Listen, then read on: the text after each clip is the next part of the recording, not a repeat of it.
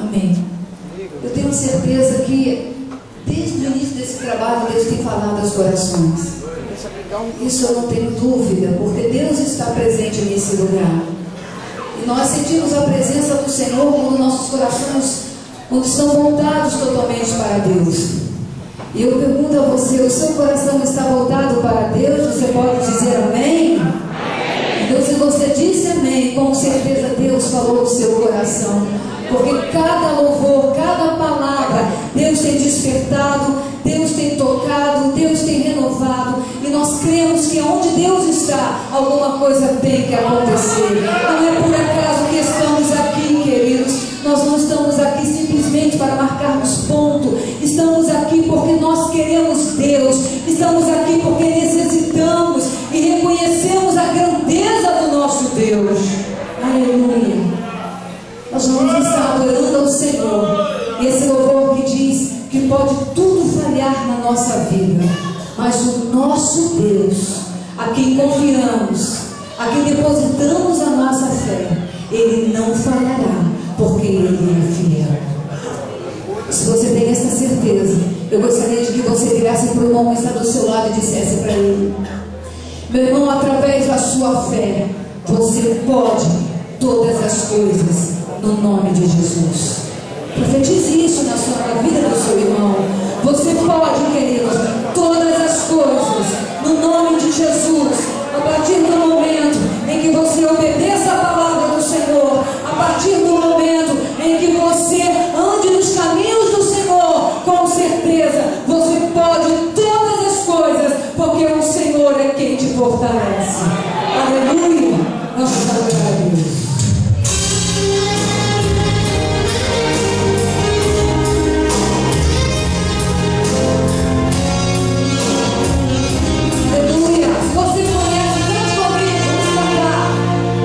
Mesmo que as lutas surjam